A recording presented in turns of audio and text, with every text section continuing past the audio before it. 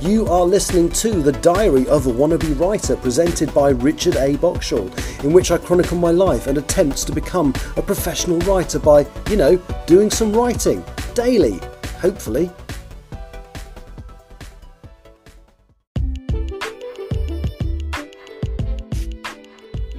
Hello, it is, where are we, Tuesday, the 9th of July 2024. Welcome to The Diary of a Wannabe Writer.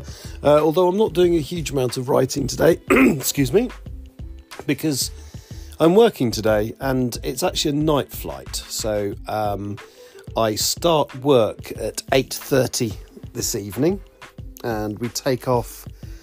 It's about 10:15, I expect, around then, maybe 10 past, maybe 20 past. I can never remember exactly what the lead time from the report is now because it sort of changed a couple of times. But yeah, I'm flying to Sao Paulo, Brazil tonight, which is great because Brazil is somewhere I've very, very rarely been to. Basically, when I was very, very new, my first ever long-haul flight on my second day as a flight attendant was to Rio de Janeiro. It was a lovely trip. I really enjoyed it. A lot of people I flew with don't fly anymore, actually, thinking back, because there were two people that I knew on that trip and neither of them work for us anymore. But anyway, so yes, that's the last time I was in Brazil. It was literally my first day. So then I was a brand sort of new, fresh, enthusiastic flight attendant, and now I'm those things just not new anymore. And I'm looking forward to Sao Paulo because I've literally never been before. So because of the time difference, this is most of the trips I do, I'm going east.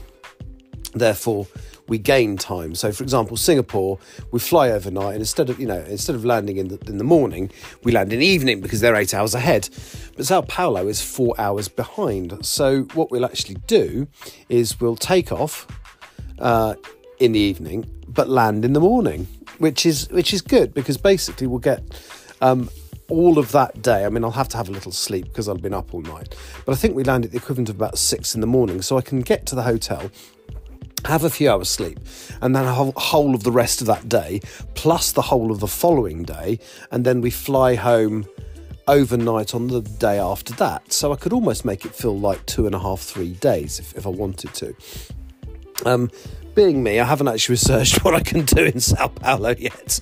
I haven't even decided whether I'm going to take a big bag or a little bag with me, because we're allowed to check in a hold case, but yeah, it's a couple of days. Normally on these longer trips, the longer flights and the longer, couple of nights down route, I do take a larger bag. So I have yet to decide. I shall look and see what there is to do in a minute on, I don't know, TripAdvisor or something, and then decide whether I want to take a camera. If I take the camera goes in the cabin bag with me. Therefore, I take a bag to put in the hold as well. But we shall see. But yeah, my plan today is basically to sleep. So I'm recording this at 11:20 a.m. And I'm going to leave home at about 5:30, so in about 6 hours. I'm awake now, obviously, because I'm recording this. So I'm going to have a quick look on TripAdvisor and decide how many bags I'm taking. Then I'm going to pack. And then I'm going to have something to eat because I haven't eaten anything yet. Although I don't want anything really substantial at this time. I'll probably just have some fruit or something, like a breakfasty type thing, fruit and yoghurt. And then after that, I'm going to go and try and doze for a bit because I am going to be up. It's a 12-hour flight, so I'm going to be up quite a lot of the night. So that's my plan. In terms of writing today, realistically, I'm going to spend most of it asleep and then working, so I won't be doing any. But I kind of, as I say, I'm at the point now where I need to write some new material for Empress of the Trees. And the one thing I have done is I've read the sort of 3,000 words that I've done for chapter 33, and I don't like them. So I think rather than continue with the 3,000 words I've already written, I'm probably going to start from scratch. Some of what appears in there, which is the coach trip up to the Cairngorms, is going to have to appear, but there's a few other bits I need to do. As I say, there's a scene where There's a scene I want to put in, but it's too early. It realistically can't happen until the general election, and it's not a scene I'm going to explain, but I'm hoping the readers will understand it. So it's going to be a scene where Lord Farnborough basically goes and sees as many army, is driven all around the country looking at army personnel and basically saying that one and that one and that one and that one, and pointing out who he wants in his squad visually.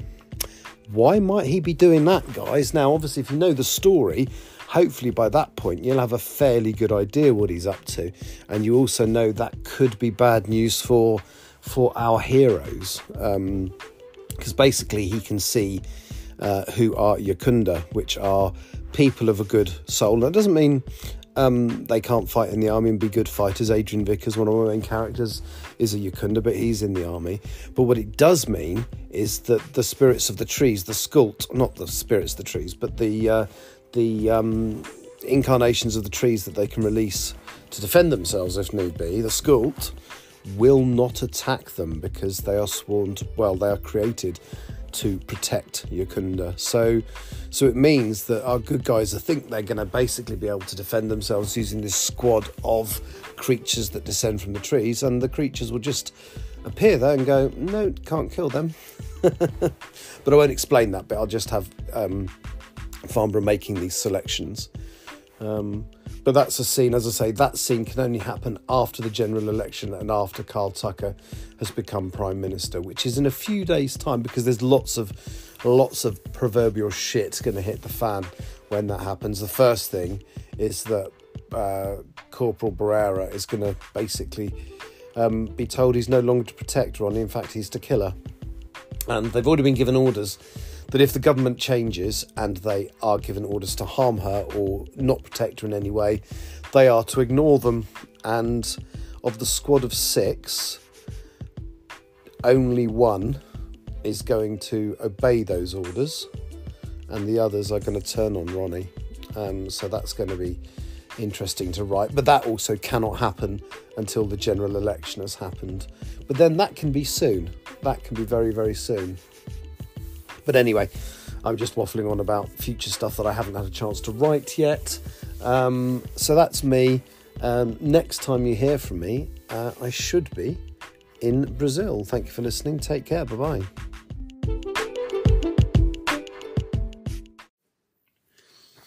Hello and welcome to the Diary for Wannabe Writer. It's Tuesday the 23rd of April. And what I'm supposed to be doing today and what I'm actually going to be doing today are two very different things. So, what I sort of alluded to yesterday, that I was that I was doing a project, but I'd talk about it today to give me something to talk about. So, excuse me. And you'll hear why I'm not doing it in a second. So a friend of mine has written a lovely is the wrong word, but a very good set of books called, well, the umbrella title is The Bow Street Society. And they are murder mysteries set in the years 1896 and now 1897. And if you go to www.bowstreetsociety.com, you can read all about them. She's published 6 books. Can I remember all the titles? So, the first one is The Case of the Curious Client. The second one is The Case of the Lonesome Lushington. The third one, I think, is The Case of the Spectral Shot. The fourth one is...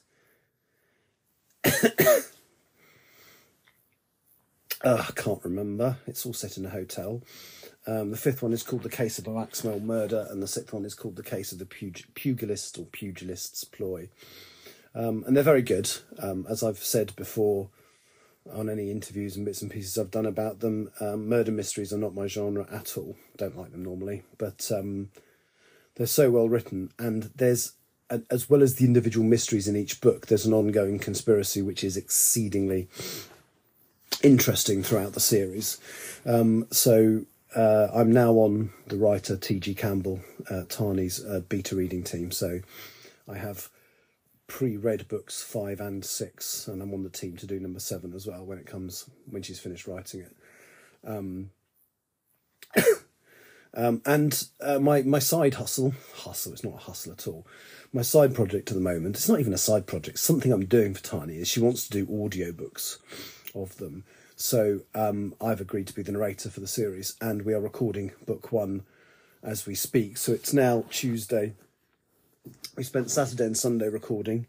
We got so far ahead because we allocated a week to excuse me.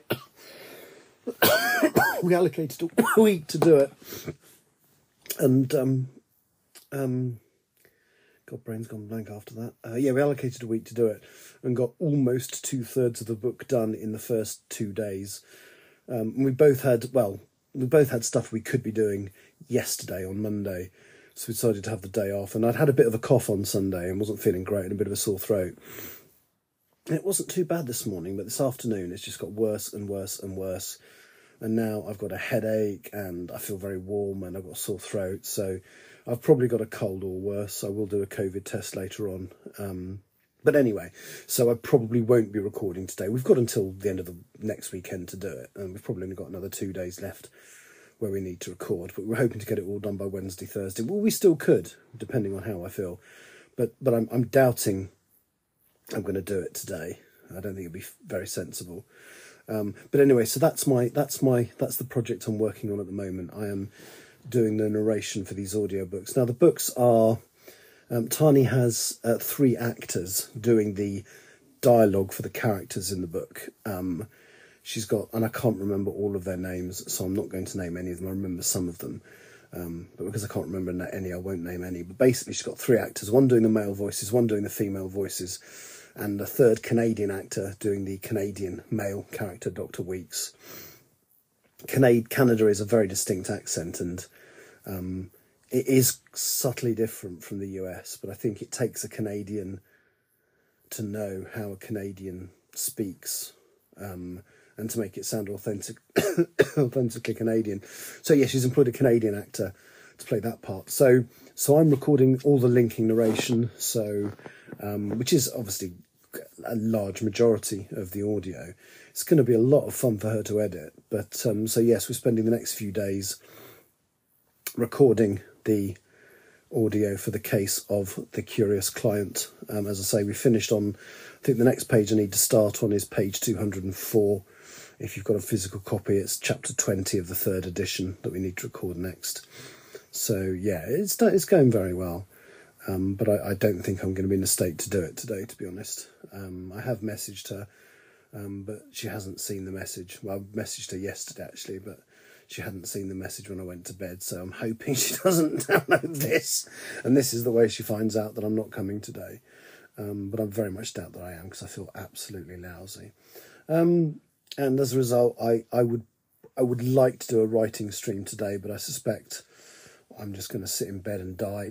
Not literally, but sit in bed and just keep my eyes closed and avoid the world, really. So yeah, that's what I was supposed to be doing today, and I will keep you up to date on it because it'll be very exciting. It's going to take her a very long time to edit it all together, and I don't think she's got all the vocal performances back yet either. So, but it will be a cracking audiobook when it's done. It's going to be available on audible.com, voiced by yours truly and obviously 3 other actors, and then the footnotes at the end, which are from the point of view of the author, I think she's going to do. So yeah, so yes, that's all I'm going to say for today. I'll be back tomorrow, hopefully with something a little more concrete, but if anybody listened, that's wonderful. Do go to, well, there's a web address which I think is my link tree, which is linktr.ee/Richard Writes, no spaces, capital R, capital W in Richard and Writes. And that gives you links to all my social media, which is my Twitch, my Twitter, known now as X, my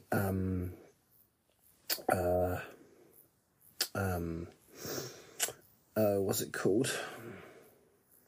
Oh, my YouTube channel, my Twitch channel, I've already said that, Cuddly Toy. Now, what's the things I'm particularly thinking of? Instagram, Facebook, Twitch, I've already said that. Discord server, that's what I was trying to find. So if anybody would like to subscribe or know a bit more about me, follow me on those things. I'm going to go and quietly die now. Not literally, hopefully. Take care. Talk to you hopefully tomorrow. Bye-bye.